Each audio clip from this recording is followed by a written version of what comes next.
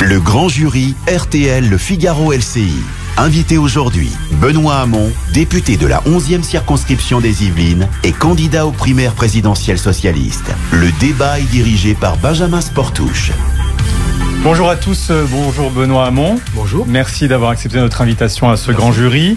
Pour vous interroger pendant 1 heure, à mes côtés, Christophe Jacubicine de TF1 LCI et Alexis Brézé du Figaro. Bonjour. À tous les deux.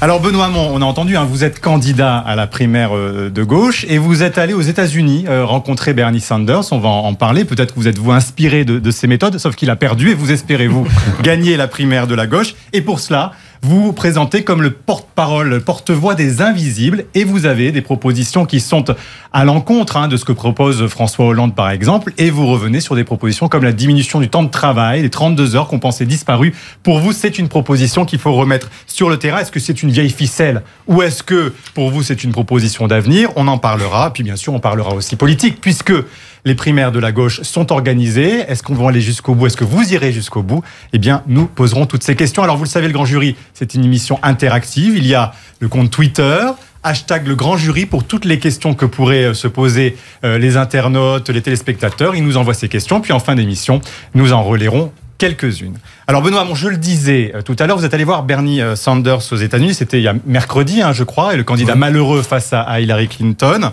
Est-ce que, en cas d'élection de Donald Trump à la présidence des États-Unis, ce serait un danger pour le monde? Est-ce que vous pensez cela? Oui, en tout cas, de retour des États-Unis, j'ai le sentiment, en tout cas, qu'une grande partie des Américains eux-mêmes considèrent que si Trump était élu, à la fois ce serait un danger pour eux-mêmes et pour la cohésion de leur pays, mais aussi un danger pour le reste du monde. D'abord, en raison de l'ignorance qui est celle de Donald Trump, de beaucoup des enjeux qui se posent aujourd'hui en termes de migration, en termes de prise en compte du péril climatique, en termes stratégiques. Mais on a le sentiment qu'on disait la même chose de Ronald Reagan quand il a été élu, puis finalement il s'est mis dans le moule de la géopolitique. Oui, ça c'est la version optimiste qui peut dire on a survécu à Reagan, on a survécu à Bush, on pourra toujours survivre à Donald Trump. Et effectivement, il y aura toujours les États-Unis d'Amérique après Donald Trump. Donc ça, c'est sans doute vrai. La question c'est est-ce qu'on peut se permettre ou s'offrir le luxe de Donald Trump dans un pays qui est aujourd'hui traversé par l'inquiétude, le racisme, les inégalités. Et la raison du succès de Bernie Sanders dans des primaires démocrates, qui est un succès qui a surpris tout le monde, y compris peut-être même les experts américains eux-mêmes, c'est la capacité qui a été la sienne de faire de la question sociale, des salaires, de la protection sociale, des inégalités de genre entre les femmes et les hommes, une question centrale. Et il a parlé de pauvreté, il a parlé de travail. Oui. Je crois qu'il a eu raison parce qu'il a touché à ce que vivent les Américains, comme le vivent aujourd'hui, je crois, les Français, les Européens. Mais il y a malgré tout un paradoxe, c'est qu'en matière économique, Trump, il n'est pas libéral, il est même plutôt moins qu'Hillary Clinton. Il est plutôt protectionniste, il est contre le TAFTA, contre le grand marché, etc. Oui, il est contre beaucoup de choses. Oui, mais il y a effectivement, c'est un grand mélange. Donald Trump, et il est très protectionniste. Il veut tout fermer. Il veut fermer les frontières aux marchandises comme aux hommes. Et en l'occurrence, aux hommes, il les sélectionne. Aux musulmans et un peu peut-être aussi aux Français, puisqu'il a un petit sujet avec les Français. Donc on voit bien qu'il est dans une vision du monde qui est totalement dépassée. C'est celle de Marine Le Pen, selon vous, la vision de Donald Trump? Je sais pas trop. J'ai l'impression qu'ils s'aiment bien l'un et l'autre. La réalité, c'est que Marine Le Pen, elle, aujourd'hui, défend une conception, là aussi, de l'évolution de la nation, qui se fonde sur le repli sur ce que nous étions avant. C'est-à-dire qu'il y a une forme de vieille nostalgie de ce qu'était la France et que nous retrouverions à travers les choix d'extrême droite. Trump en France. Alors certains disent aussi que Nicolas Sarkozy a une résonance avec Donald Trump. Est-ce que vous irez jusque-là? Je suis pas un commentateur de la vie politique au point de vous faire toutes les correspondances. Je vois qui s'en revendique. Qui s'en revendique aujourd'hui? Laurent Wauquiez, il s'en revendique. Nicolas Sarkozy, il s'en revendique. Non, Sarkozy a dit au contraire, je ne suis pas Donald Trump. J'observe moi qu'aujourd'hui, il y a beaucoup de points communs dans les campagnes de Donald Trump et Nicolas Sarkozy. Alors, s'il ne s'en revendique pas, il s'en inspire. Et Marine Le Pen, aujourd'hui, trouve aussi que Donald Trump, c'est formidable. La réalité de Donald Trump, c'est que c'est un discours homophobe, raciste, intolérant, et qui vise à quoi? À continuer à cliver des sociétés qui sont déjà profondément fracturé par les inégalités. Si c'est ça le modèle qu'il souhaite, moi je n'en veux pas. Je ne veux ni pour mon pays, ni pour mon continent, ni pour les États-Unis d'Amérique, pas davantage que pour le reste du monde. Donc je pense surtout que... Mais il est belliqueux au point de pouvoir déclencher une nouvelle guerre. Est-ce que vous êtes à ce point-là? Personne ne le sait, justement. personne ne sait ce dont serait capable Donald Trump. C'est que donc même il surprend jusque dans tous les domaines, mais il surprend dans le pire. C'est-à-dire que aujourd'hui, les experts américains qu'on peut rencontrer disent sa seule chance de gagner, c'est si finalement il se tait jusqu'au bout. Donc ce qui montre bien, c'est ça va dans des campagnes électorales, mais s'il devait demain diriger la principale puissance au monde, autant vous dire que ce serait quand même très très très inquiétant. Alors c'était allé voir Bernie Sanders aux États-Unis. C'est amusant parce qu'on a l'impression que au fond vous êtes un peu comme lui, c'est-à-dire que c'est plus un tour de piste qu'il a fait cette fois-ci pour peut-être recomposer la gauche américaine, mais qu'il ne croit pas beaucoup à la gauchisation de Hillary Clinton. C'est un peu comme vous, en fait. On a un peu l'impression aujourd'hui que vous êtes là pour préparer un peu l'après-défaite de la gauche, l'après 2017, mais pas tellement pour gagner cette campagne-là. Une candidature de témoignage, quoi, Benoît Hamon. Oui, j'ai compris le raisonnement de Christophe Jacubizine. Si on est candidat pour témoigner, ça veut dire que finalement on accepte la perspective d'un nouveau quinquennat de Nicolas Sarkozy, le cas échéant d'un quinquennat de Marine Le Pen, et qu'on pense que la gauche pourrait prospérer sur les ruines qu'on nous laisserait là. Moi, je n'y crois pas. En tout cas, ce n'est pas mon projet. Moi, ce que je souhaite aujourd'hui, quand je pose les questions, ou quand je place les questions du travail, la question sociale au cœur du débat présidentiel, c'est parce que je pense qu'il y a eu une urgence à ce que ces sujets qui étaient sous la toise soient remis au cœur du débat politique. Le succès de Bernie Sanders, c'est cela. Alors, c'est un succès, vous allez me dire, relatif, mais on parle des États-Unis d'Amérique. Un succès relatif parce qu'il n'a pas gagné la primaire. Est-ce que vous irez jusqu'au bout? Est-ce que vous êtes décidé? Est-ce que rien ne vous fera flancher? C'est marrant qu'il faille répéter la même réponse. Il y a des questions qui je vais vous le dire très clairement. Est-ce que d'éparpillement, vous allez faire ça au mois de janvier quand la droite aura choisi son champion? Est-ce que la manière la plus claire possible? Il y aura un bulletin de vote Benoît Hamon aux primaires. Vous aurez le choix entre plusieurs bulletins de vote. Parmi ceux-là, il y aura un bulletin de vote même sur lequel il y aura marqué bulletin de vote, Benoît. Mais il faut François Hollande, votre candidat, et que vous finirez par voter pour lui à la présidentielle. Moi, je pense que je l'ai déjà dit. Si je suis candidat, c'est que je pense non seulement que les propositions que je porte correspondent à ce que souhaite. Oui, mais si vous êtes dans les primaires, ça veut dire que quel que soit le résultat, vous soutiendrez le vainqueur. Ça s'appelle la démocratie. Oui, c'est que dans les faits, quand Nicolas Sarkozy va gagner l'élection présidentielle, oui, ce sera mon président s'il la gagne. Et il a déjà été. Si c'est François Hollande, ce sera mon président. C'est plausible pour vous. Vous savez plusieurs fois que vous nous dites que Nicolas Sarkozy pourrait gagner cette élection. Ce que je veux simplement vous dire, c'est que oui, le principe d'une élection, c'est qu'on accepte le verdict. C'est valable pour une primaire comme une élection. Donc des fois, on les perd les élections. Un candidat pour incarner la gauche de la gauche. Vous êtes contre Hollande, vous allez vous retrouver à 4, Montebourg, vous, Lindemann, Filoche, on parle aussi de Taubira. D'abord, Alexis Brézé, comme pour la droite, vous aviez combien de candidats au point de départ? Pour la primaire de droite. Donc là, vous dites qu'il y en aura moins 15, 16. Il y en a combien à la fin? 7. Donc l'objectif, c'est qu'il y ait... Non, c'est pas l'objectif. Il y aura moins de candidats sur la ligne de départ qu'il n'y en a aujourd'hui, forcément. Mais qui ne sera pas sur la ligne de départ? Est-ce que vous pensez faire un ticket avec Montebourg? Mais il faut réunir des parrainages. Je vous dis juste, moi, que sur les questions que je porte, et je le redis, la nécessité aujourd'hui de prendre en compte le travail tel qu'il est vécu, c'est-à-dire la souffrance au travail, et essayer de promouvoir le bien-être au travail, le fait de partager le travail, la mise en œuvre du revenu universel, le fait de s'attaquer à la protection sociale des indépendants, qu'on puisse avoir aujourd'hui la même protection sociale quand on a le même niveau de revenu, qu'on soit salarié ou pas, le fait d'anticiper ce que seront les conséquences de la révolution numérique. Sur tous ces sujets-là, je les porterai, ces questions, et les réponses et les solutions que je mets en débat, et je les porterai jusqu'au premier tour de la primaire. Si je ne suis pas qualifié, vous me poserez la question. Mais rendez-vous à la fin du premier tour des primaires. Pourquoi vous n'arrivez pas à vous entendre avec Arnaud Montebourg? Finalement, vous étiez assez proche. Vous avez quitté le gouvernement en même temps. Apporté la cuvée du redressement, apporté un toast à François Hollande ensemble, et vous êtes parti du gouvernement. Pourquoi vous n'arrivez pas à vous entendre? C'est quoi la différence entre Montebourg et vous? Si vous lisez et vous écoutez ce que nous disons l'un et l'autre, vous la trouvez facilement. Vous allez nous le dire. Bah oui, mais vous êtes d'accord. C'est que moi, aujourd'hui, je mets en débat, en tout cas, j'espère que je pourrai le développer dans le temps qui me reste aujourd'hui. Non, oui, d'accord, mais des solutions, je prends l'exemple du revenu universel, que personne ne propose. Mon analyse, c'est quoi? C'est qu'aujourd'hui, nous sommes dans un moment, pour la France et pour l'Europe, où la crise est telle qu'elle nous invite à prendre des décisions et à ne pas perpétuer le système tel qu'il est. Je m'explique. Et c'est pour en revenir, je n'esquiverai pas la réponse à votre question sur la différence avec Arnaud. Est-ce que vous pensez que vous pouvez unifier tous ces candidats? Est-ce que vous pensez, vous, Benoît Hamon, moi, je ne crois pas, et c'est une différence que j'ai avec lui, je ne crois pas que le fait de dire cap sur la croissance, comme le disent la plupart aujourd'hui de ceux qui se présentent au présidentiel, comme ils le disaient il y a 5 ans, comme ils le disaient il y a 10 ans, comme ils le disaient il y a 20 ans, que le fait de dire cap sur la croissance et de jouer sur les leviers du même tableau de bord, ici un peu de relance par l'investissement, ici de la relance par l'offre, etc.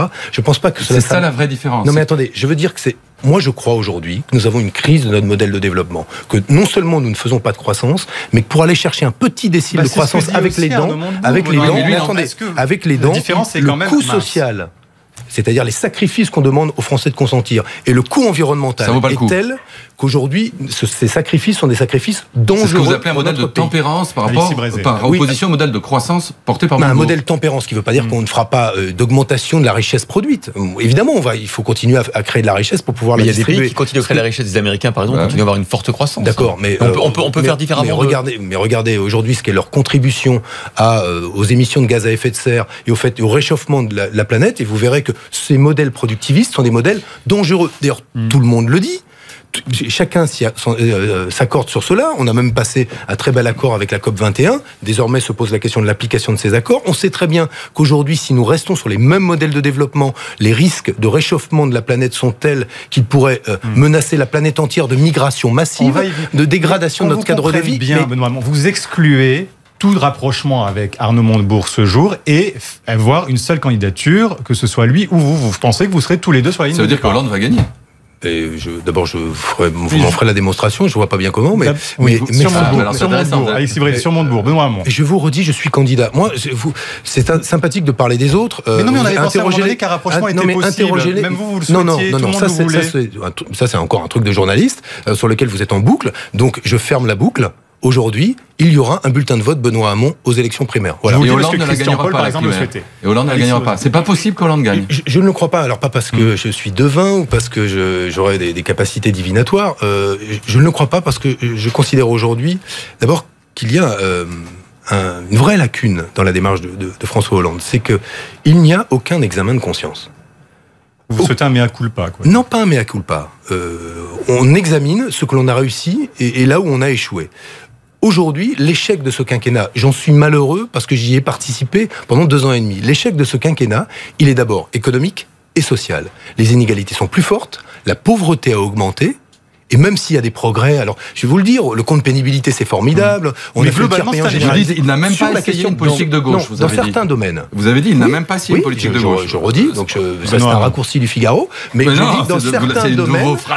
Dans l'Indépendant au mois d'août. Oui, dans certains domaines, nous n'avons pas essayé une politique de gauche. Oui, il y a quelques semaines, vous disiez il perdra la présidentielle. Aujourd'hui, vous dites il perdra la primaire.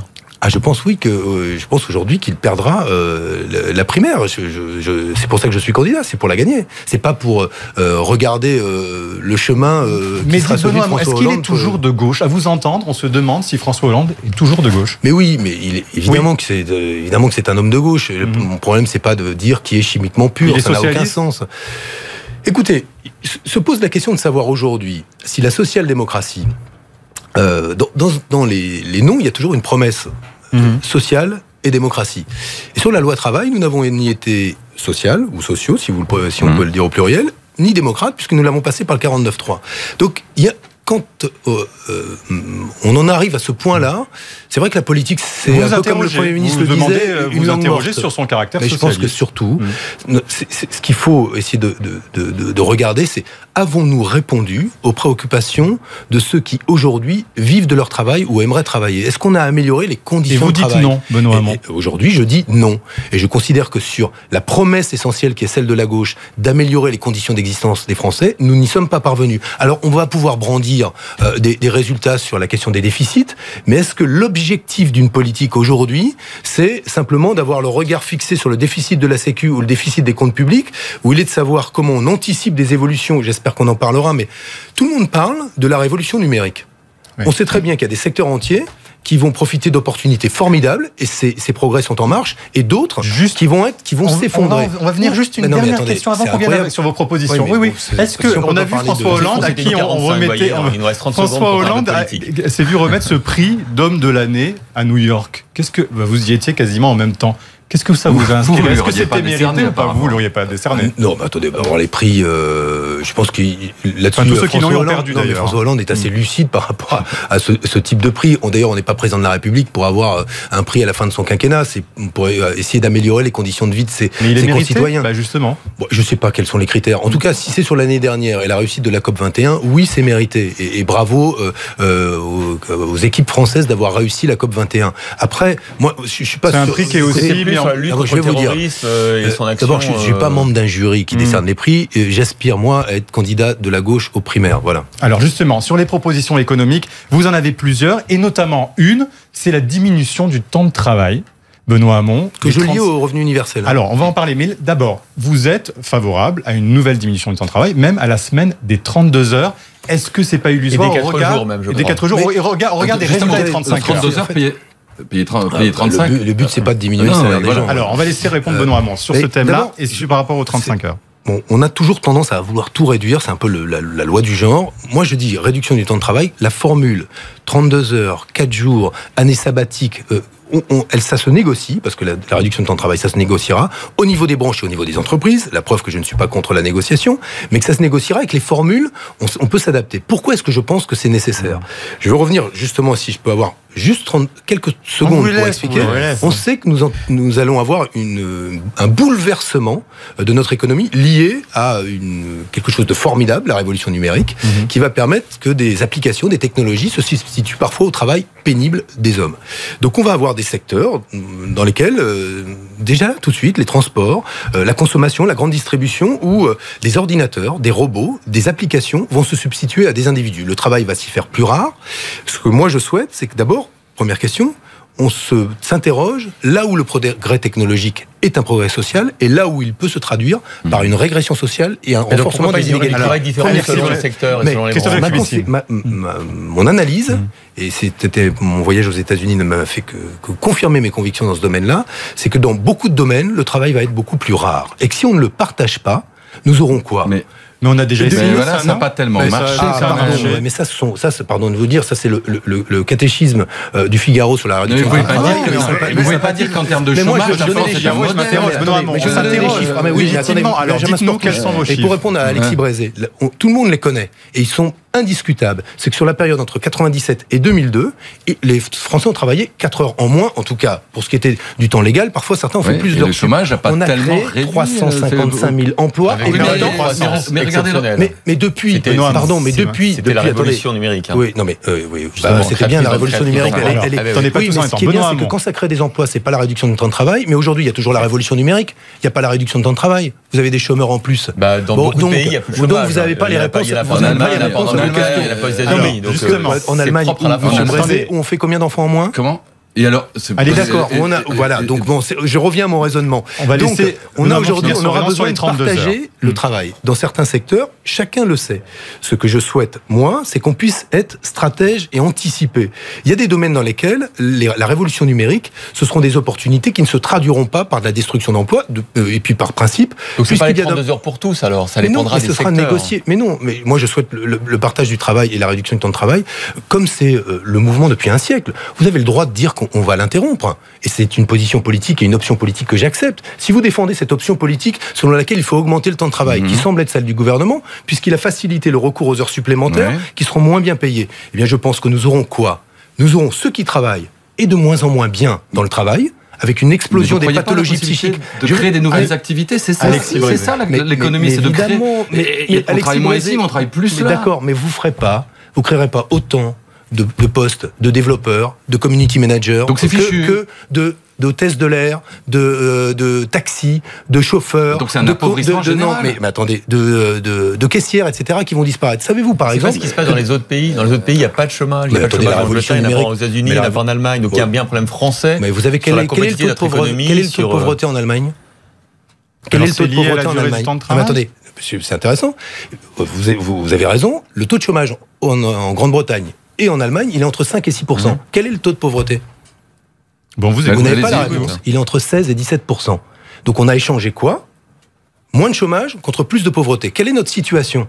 Elle n'est pas forcément bien meilleure. Elle est 10% de chômage et 14% de pauvreté. Le chemin qu'on nous propose aujourd'hui, il est de savoir, et c'est ce que proposent des libéraux, qu'ils soient de gauche ou de droite, est-ce qu'effectivement on réduit les protections des salariés pour qu'il y ait davantage de travailleurs mais pauvres, et ainsi diminuer le chômage? Moi je pense qu'aujourd'hui, on peut, et je vous le dis, au regard de la richesse de ce pays, on peut avoir moins de chômage et moins de pauvreté. Et moins c'est la raison pour laquelle.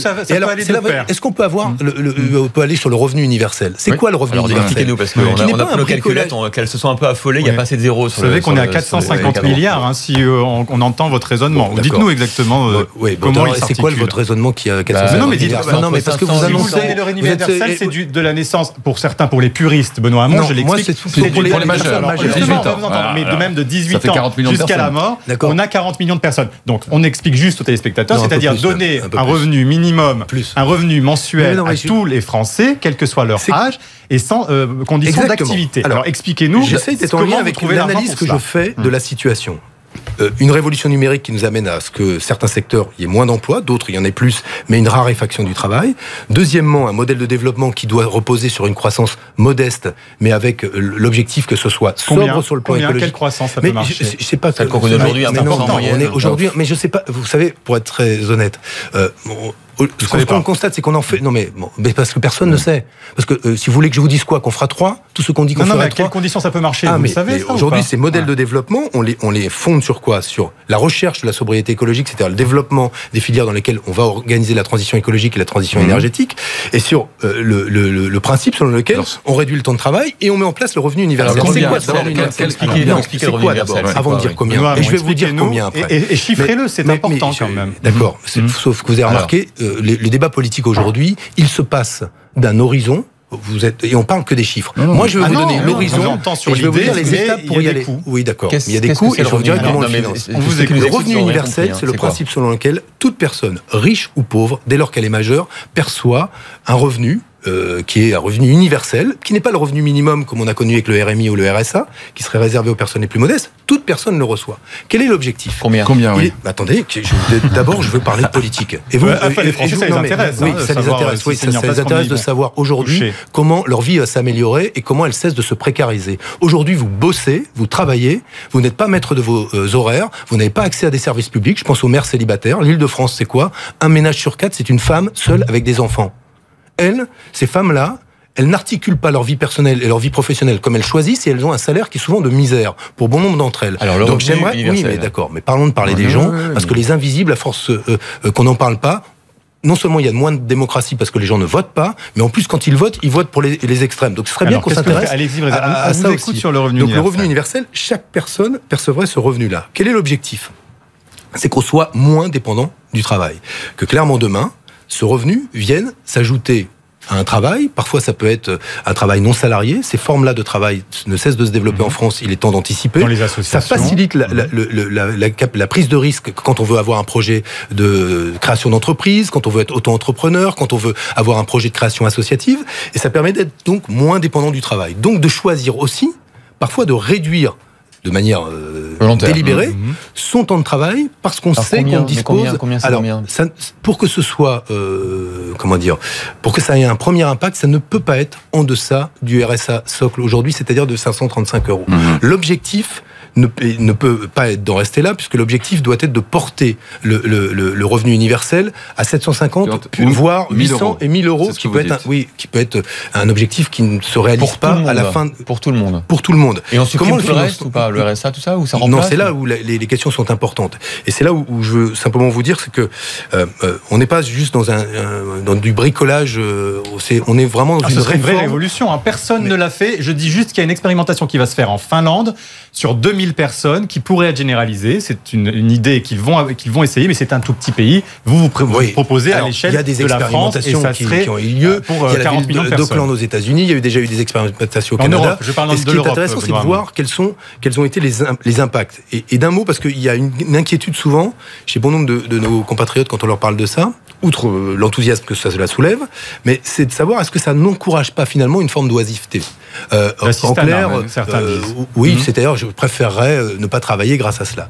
Ce qui est très intéressant, c'est sur les expérimentations qui ont eu lieu, notamment au Canada, c'est le nombre de personnes en pourcentage qui ont abandonné leur travail avec un revenu universel. 3% chez les femmes, sans doute lié au fait qu'aujourd'hui, quand on est femme, articuler vie personnelle et vie professionnelle est plus difficile à raison du fait qu'elle concentre l'essentiel des tâches domestiques et que cela ne change pas et qu'en matière d'inégalité, femmes-hommes, c'est tout le monde. Et 1% des hommes, mais pourquoi ? Parce que vous diminuez votre temps de travail, que vous articulez différemment votre vie personnelle. Mais de gauche, c'est quand même pas donné à ceux qui en ont le plus besoin. Est-ce que c'est pas ça la base de votre idéologie ? Si les milliardaires français vont percevoir 500 €, évidemment, la fiscalité que nous allons mettre en œuvre va nous amener à devoir financer. On va d'abord par l'individualisation de l'impôt sur le revenu. Est-ce que ça remplace les minima sociaux ?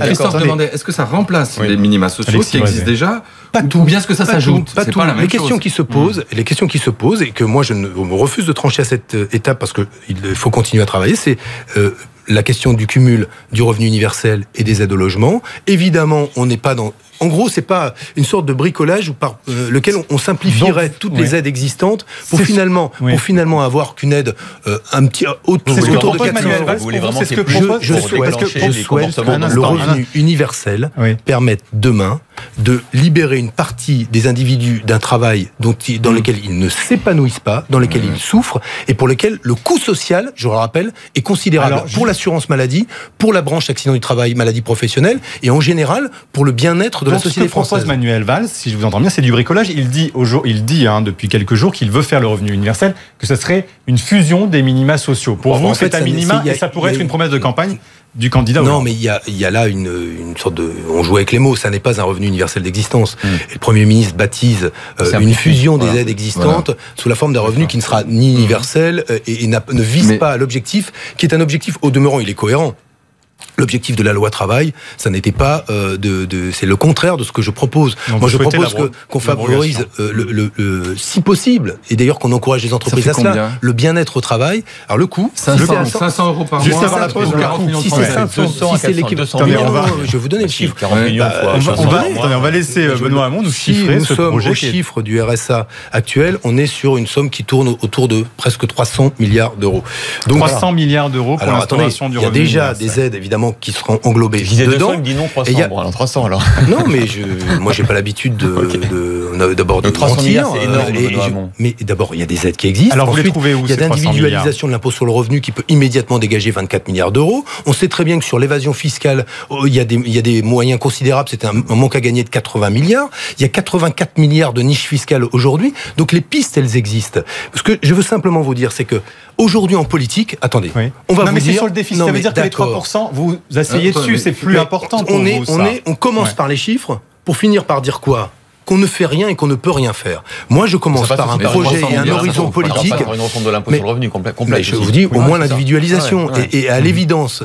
Mais je vais aller plus loin, parce que le revenu universel, il doit, à côté, s'accompagner d'autres choix politiques, notamment pour la protection sociale. Je vais prendre un exemple. On n'a pas le temps. On va y revenir. On va y revenir. Tous les travailleurs indépendants. Moi, je suis favorable à ce qu'il y ait un principe, aujourd'hui, à cotisation sociale égale, eh bien, on a protection sociale égale. C'est pas possible de laisser des indépendants, ils sont de plus en plus nombreux, se retrouver quand ils sont fragiles et vulnérables, aussi mal protégés des 3% qu'ils le sont aujourd'hui. Juste, vous exonérez, ce n'est plus un objectif d'avoir 3%. Oui, mais tout le monde sait que les 3%, tant sur la question du niveau d'endettement que sur la question du déficit public, c'est un chiffre dont l'histoire est connue, c'est presque un chiffre de coin de table, ça n'a aucun sens. Les politiques d'austérité ont renforcé les inégalités et le chômage en Europe, et on voudrait continuer. Donc moi, je vous dis tranquillement, Benoît, non, mais on va y revenir. Si vous connaissez l'histoire des 3%, c'est un chiffre. On y revient juste après la pause pour votre grand jury. Benoît Hamon, à tout à l'heure. J'espère qu'ils ont bien mangé ce jour-là. Alors Benoît Hamon, vous nous avez dit dans la première partie de l'émission que François Hollande, s'il était candidat à la primaire, perdrait cette primaire. Vous vous y présentez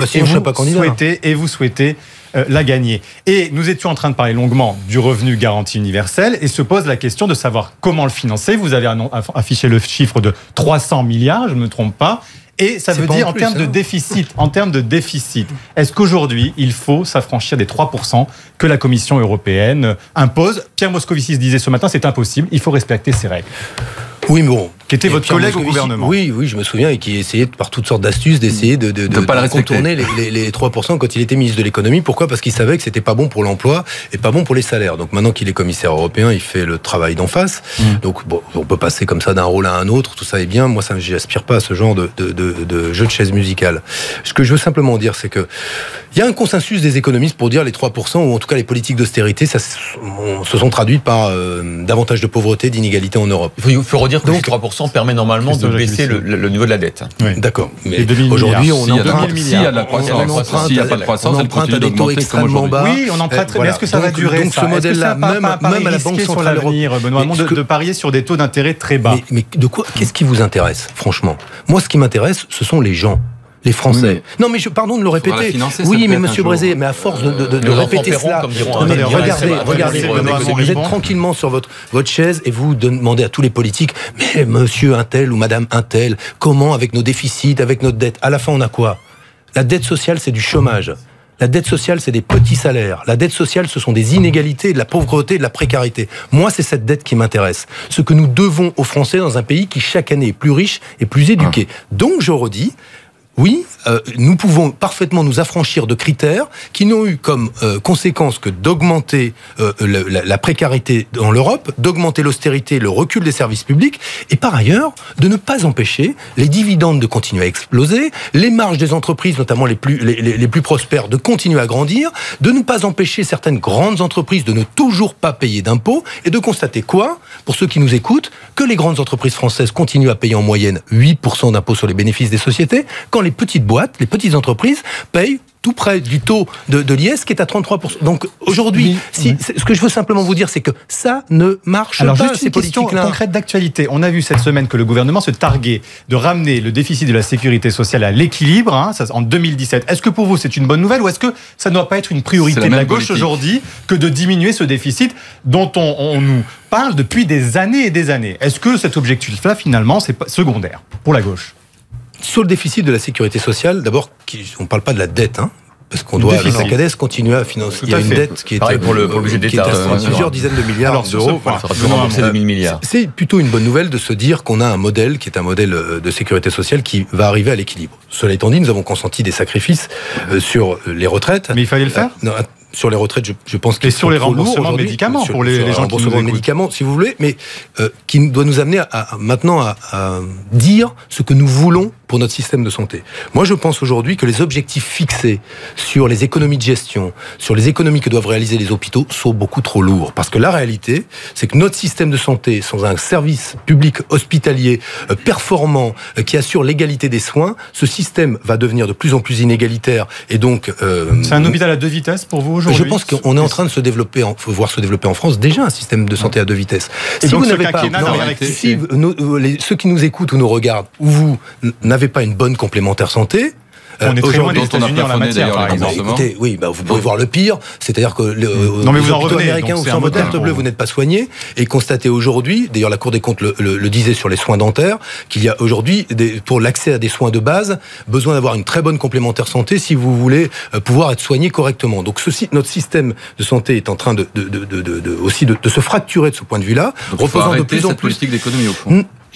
C'est pas comme ça que je poserai les choses, parce que je veux pas opposer l'un à l'autre. C'est mieux d'avoir un système de santé efficace, efficace d'abord pour les patients, parce qu'on dit tous vive l'hôpital public français, et en même temps qui soit à l'équilibre. Je pense que la vraie révolution qu'il faut opérer dans notre approche de la sécurité sociale et de l'assurance maladie, c'est le choix de la prévention plutôt que du tout curatif. C'est pas ce qui est fait aujourd'hui pour vous? Pas suffisamment. C'est fait à dose, non pas homéopathique, mais parce que l'homéopathie ça soigne, je dirais cosmétique, c'est-à-dire qu'on fait qu'on ne va pas assez loin. Je vais vous prendre un exemple si je peux, parce que c'est une proposition. Parce qu'on parlait d'éducation. Moi, je souhaite.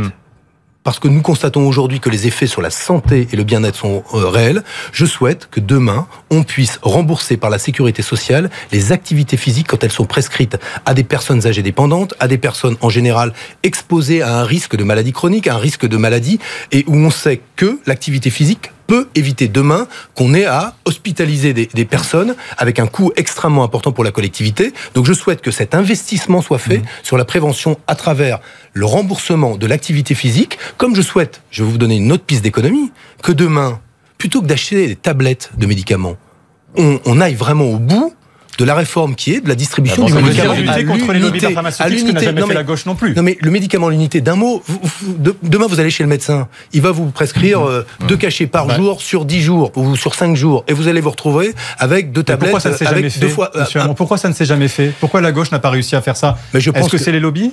En tout cas, ce qui est clair, c'est que le lobby pharmaceutique, il existe dans ce pays et que pour autant, en dépit du fait qu'il est très consommateur de crédit impôt recherche, je pense à un certain nombre de grandes entreprises pharmaceutiques qui consomment beaucoup d'impôts de crédit impôt recherche, leurs stratégies de maintien de l'emploi sont parfaitement discutables puisqu'on continue à fermer et à supprimer des emplois dans ce secteur-là. Donc, oui, aujourd'hui, il y a des activités qui bénéficient du fait que la sécurité sociale rembourse, que les complémentaires remboursent. Je pense que si on allait regarder les marges des laboratoires pharmaceutiques, si on s'intéressait à la distribution du médicament à l'unité, on ferait des économies et ce serait pas moins bon pour la santé des Français. On vous a entendu. Christophe Jacubicine, sur l'éducation, c'est un autre thème. Vous avez été ministre de l'Éducation de manière courte, mais vous l'avez été. Et vous proposez maintenant d'augmenter la durée obligatoire de la scolarité, enfin de la porter de 3 à 18 ans. C'est pas ça? Najat Vallaud-Belkacem a proposé. Vous êtes en phase avec ça? C'est-à-dire que vous considérez que c'est nécessaire pour justement mieux intégrer et... Je ne mettrai pas la priorité là. Ah bon? L'ancien ministre de l'Éducation nationale ne met pas la priorité là. Non, je ne la mettrai pas là. Il faut juste dire qu'aujourd'hui, la scolarité est obligatoire jusqu'à 16 ans. Et donc, Najat Vallaud-Belkacem dit qu'il faut aller jusqu'à 18 ans. Je comprends. L'objectif, c'est la lutte contre le décrochage. Elle est parfaitement en accord avec les choix politiques qui ont été faits dans l'éducation nationale depuis 4 ans. Et je le dis ici, je pense que ces efforts-là paieront sur ce qui me semble essentiel, le niveau en français et en mathématiques des enfants en primaire. Ce qui était notre objectif principal, c'est qu'on retrouve un bon niveau de l'école primaire.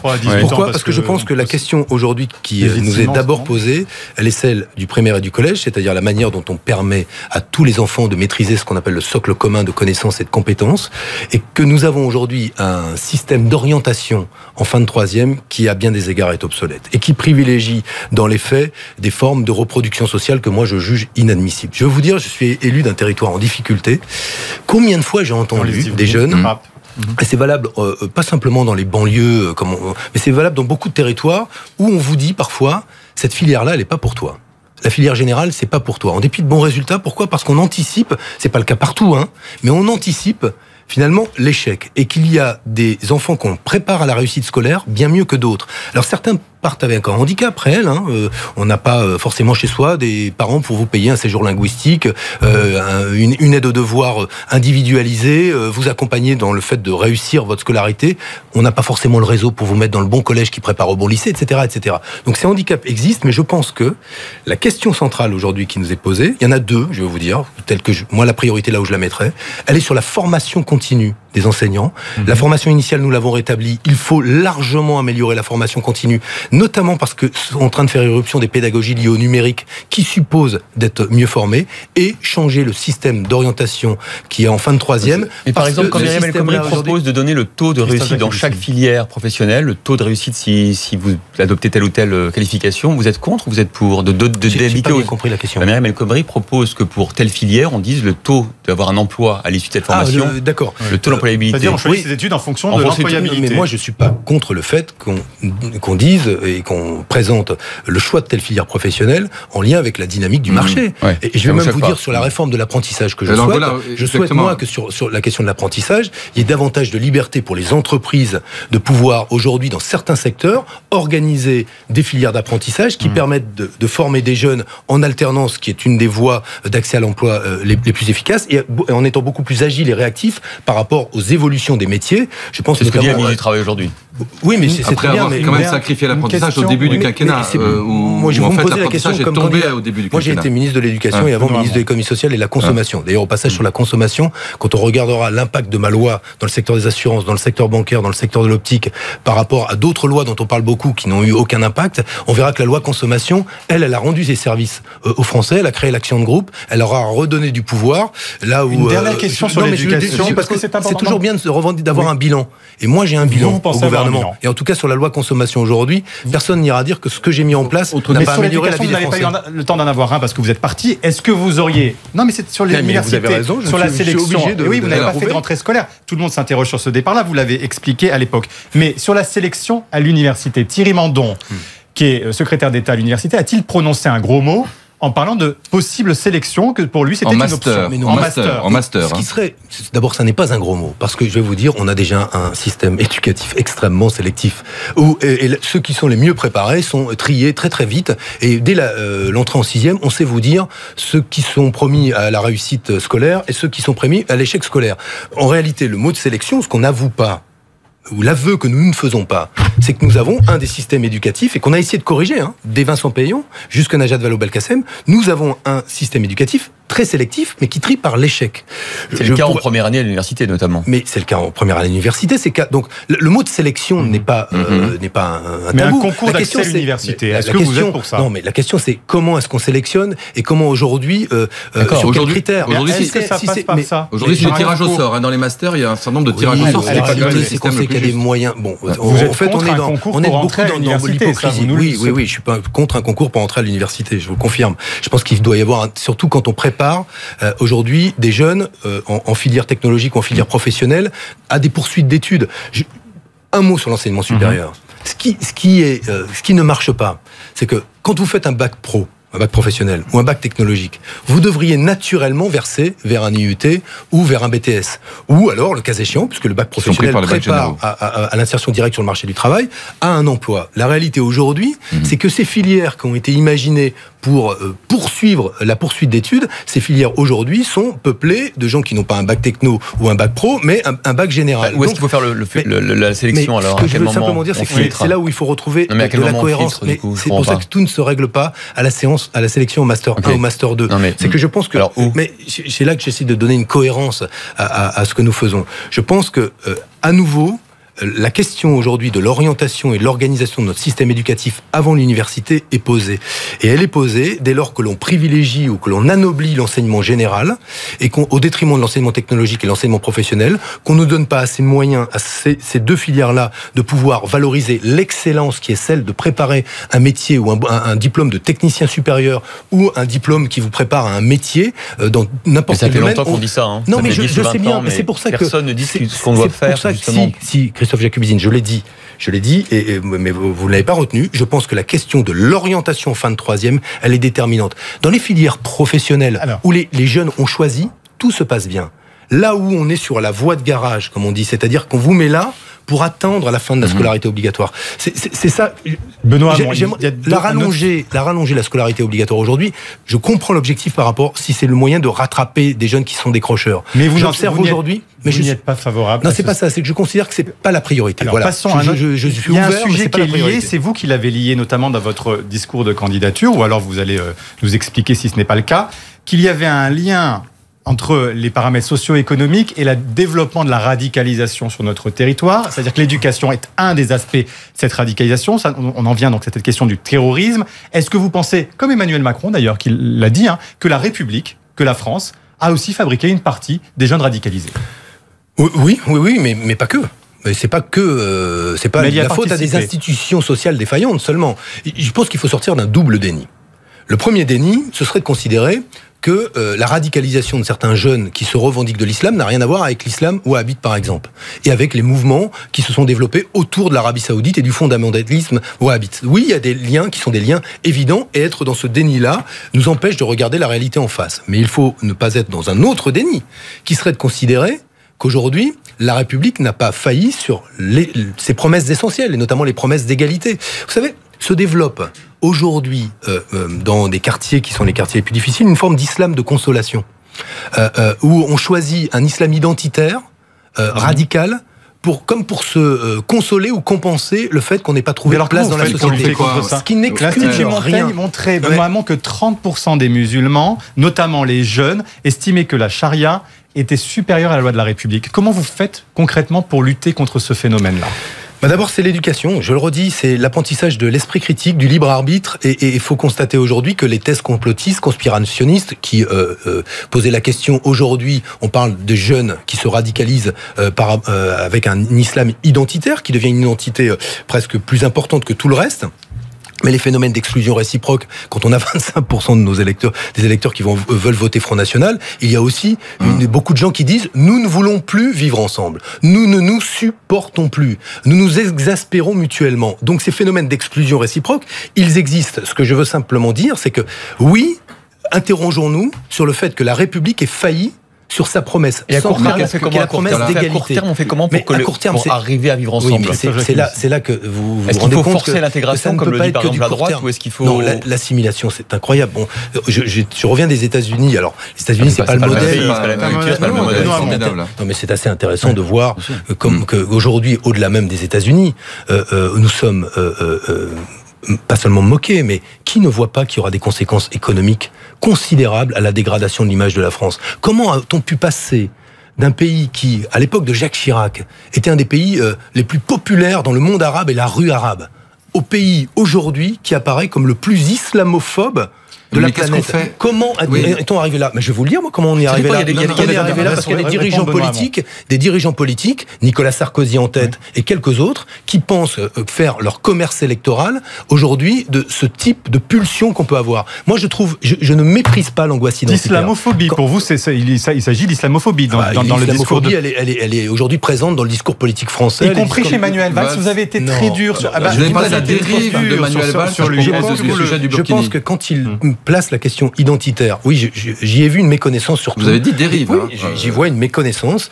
des principes républicains, notamment celui de la laïcité. La laïcité, je le rappelle, organisée par quelques articles, ils ne sont pas nombreux, dans la Déclaration universelle des droits de l'homme, comme dans la loi de 1905, c'est la liberté de croire et de ne pas croire. C'est le fait que l'État reconnaît la République, tous les cultes, mais n'en salarie aucun. C'est l'égalité des citoyens devant la loi. Ce sont ça les principes. Et quand on dit, je le rappelle, pour le Premier ministre, quand on dit que le port du burkini est une provocation qui est incompatible, je pense qu'il n'y a pas de vague de burkini en France. Et je pense aujourd'hui, je vous le dis très simplement, que nous sommes vraiment dans une forme d'hystérie que je trouve quand même. Je vous le demande, je vous regarde dans les yeux. Ça vous inquiète pas, vous? Bien sûr que qu'il y ait 25% des électeurs qui veulent voter Front National et qu'elle soit sûre d'être au second tour. Ça vous inquiète aussi de savoir qu'il y a 25-30% selon l'étude à Montagne. Mais pourquoi vous vous intéressez seulement à la dérive de jeunes qui, moi, me préoccupent? Les deux sont évidemment liés. Mais non, pardon.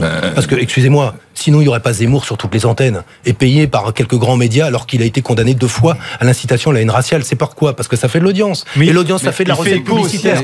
Donc aujourd'hui, oui, d'accord, mais donc avoir des propos qui peuvent inciter à la haine raciale, ça rapporte de l'argent.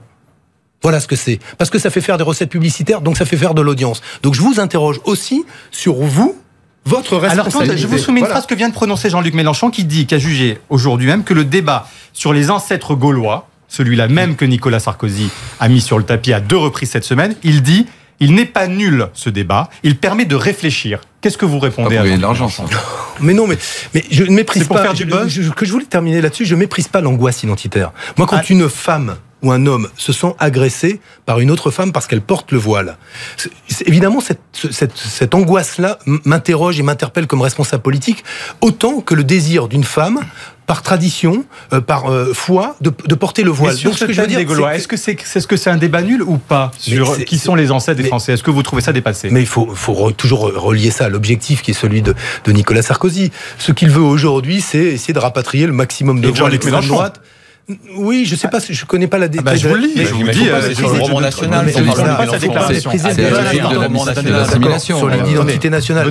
Je dis simplement que moi j'assume défendre le principe d'une république métissée, d'assumer la France, non pas d'un projet... Vous n'êtes pas un peu naïf, parce que vous parlez des pays arabes, il y a des pays arabes dans lesquels les femmes nous disent, mais résistez, parce que sinon nous serons obligés de porter le voile intégral, si la France le laisse faire. Non mais là, aujourd'hui, toutes ces femmes-là, y compris des femmes non voilées, vous disent sur le burkini, vous avez fait n'importe quoi. Certaines disent... Oui, non, mais l'immense majorité. Mais prenez pas les 2-3 minoritaires qui disent cela. Aujourd'hui, si sur le voile intégral, je peux pas dire ça. Non, mais attendez, sur le burkini, si. Il y a même des intellectuels qui sont pas suspects. Écoutez, Caroline Fourest, qui a des propos avec lesquels je suis pas d'accord sur tout. Mais Caroline Fourest, elle a dit en quoi aujourd'hui cette polémique-là finalement devait nous détourner de l'essentiel. Pourquoi? Parce qu'à la fin, c'est une petite polémique électoraliste. Le but, c'est quoi? C'est de faire voter des Français sur la peur de l'islam et en général... C'est ça l'objectif de Nicolas Sarkozy pour vous à la primaire de la droite ? Ah, je pense incontestablement aujourd'hui qu'il fait partie de ces candidats qui organise une parole politique sur la peur de l'islam en général et qui ne rentre pas aujourd'hui dans l'explication qui serait nécessaire sur ces questions-là. Et ça me désole, mais c'est hélas une réalité. Est-ce que vous appelez les électeurs de gauche à aller voter à la primaire de la droite pour voter contre Nicolas Sarkozy ? Non. S'ils le veulent, mais s'ils veulent signer une charte, moi je pense qu'il faut être honnête. Pour l'alternance, et on va passer aux questions Twitter. Il faut être honnête. Moi je souhaite que, voilà, je crois au clivage droite-gauche, mais pas un clivage fin, c'est-à-dire fin F-E-I-N-T, c'est-à-dire qu'on organise, voilà. Alors on a plusieurs réactions sur Twitter, et notamment celle-ci. Benoît Hamon utilise de vieilles recettes de socialo basées sur la demande et des prophéties ridicules sur l'environnement. Il fait partie des hommes du passé, nous dit Winston Smith. Vous ne l'avez pas convaincu, notamment sur le revenu universel. Adeline nous dit aussi, c'est acheter la paix sociale. Votez Donald Trump. Votez Nicolas Sarkozy, oui, votez Marine Le Pen. Votez pour les climato-sceptiques, votez pour ces gens qui ne voient pas ou qui refusent de voir que les dégâts en matière d'environnement et d'écologie, ce sont d'abord les plus modestes qui le paieront. Qu'il y aura des migrations massives liées au fait qu'on ne peut plus vivre dans certains pays parce qu'il y fera trop chaud. Votez Donald Trump. Et peut-être, si vous avez un peu de chance, il vous donnera un visa pour aller aux États-Unis, ce qui n'est même pas sûr parce que vous êtes français. Sophie Ponce nous dit, une alliance Hamon-Lindemann-Filoche est-elle possible ? C'est-à-dire, alors je rappelle que Marie-Noëlle Lienemann et Gérard Filoche sont candidats. Est-ce que vous faites des appels du pied à deux autres candidats ? Je respecte leur candidature et je pense qu'ils ont chacune d'entre elles a sa légitimité, son originalité. Mais ils seront au bout, vous pensez ? Je ne sais pas. Nous verrons bien, mais je respecte leur démarche à l'un comme à l'autre. Et je vais vous dire, je trouve qu'effectivement il y a des passerelles qui existent, mais voilà, ils ont choisi d'être candidats. Je respecte leur choix. Sur Emmanuel Macron, juste un mot, puisque hier il était à Lyon et certains disent chez les soutiens de Macron que François Hollande organise le fait que ses soutiens s'éloignent de lui. Est-ce que vous pensez qu'il y a une conspiration élyséenne ?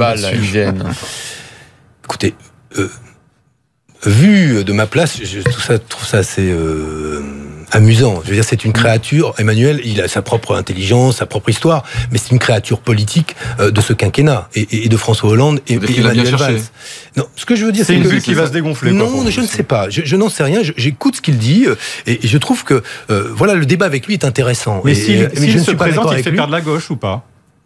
Écoutez, ça dépend s'il est un candidat de gauche. Et aujourd'hui, il est sur un registre qui est un registre à l'intersection de la droite et de la gauche. Donc moi, je crois au clivage droite-gauche. Je pense que comment vous expliquez le succès dans les sondages ? Mais à raison justement du fait qu'une moitié de ses soutiens viennent de la droite et qu'une autre moitié de gauche, plutôt bien portante, disons-le clairement, qu'on recrute plutôt chez les CSP+, a envie de cette transgression-là. Je veux simplement dire au terme de cette émission. Ce morceau de la droite et ce morceau de la gauche qui se réunissent sont quand même ceux qui vivent le mieux avec le système tel qu'il est. Moi, ce qui m'intéresse, ce sont les invisibles, je l'ai dit, ceux qui vivent mal au travail. Ce sont les infirmières, les hôtesses de l'air, ce sont les petits retraités, ce sont les étudiants qui vivent mal. C'est le locataire qui, au bout de 5 lettres recommandées à son bailleur social, n'a toujours pas de réponse, alors qu'il a aujourd'hui un toit qui est dégradé par un dégât des eaux. Je veux dire, parler de ça, c'est ça. On arrive au terme de cette émission. Les Français, ils ont le droit de vote, mais ils n'ont plus de voix. Ils n'ont plus de voix. Ils ne sont plus entendus au moment où ils votent. C'est ça qu'il faut rétablir dans la démocratie française. Si on ne leur redonne pas de la voix, c'est-à-dire si on ne fait pas en sorte que le bulletin de vote puisse changer les choses, nous aurons à la fin une catastrophe démocratique. Juste un mot, est-ce que vous êtes pour les voies sur berge fermées à Paris ? Est-ce que vous êtes d'accord avec Anne Hidalgo là-dessus ? Aujourd'hui, ces journées sans voiture à Paris. Est-ce que oui ou non vous êtes d'accord avec ça ? Mais la journée... Oui, je suis d'accord. C'est de l'écologie punitive ou pas ? Non, ce n'est pas de l'écologie. Il n'y a pas d'écologie punitive. Dès lors qu'aujourd'hui on se préoccupe non seulement de l'air qu'on respire et des tout petits. Je vous rappelle que ceux qui souffrent le plus des gaz d'échappement, ce sont les enfants parce qu'ils sont. Donc les voies sur berge, il faut les fermer. Oui, je pense que c'est une évolution naturelle pour une grande ville comme Paris qui a le souci de participer à la transition écologique. Merci beaucoup Benoît Hamon, merci à tous les deux, merci à tous de nous avoir suivis. Eh bien, on se retrouve très bientôt. Bon dimanche à tous, et bon après-midi et à bientôt. Merci Benoît Hamon.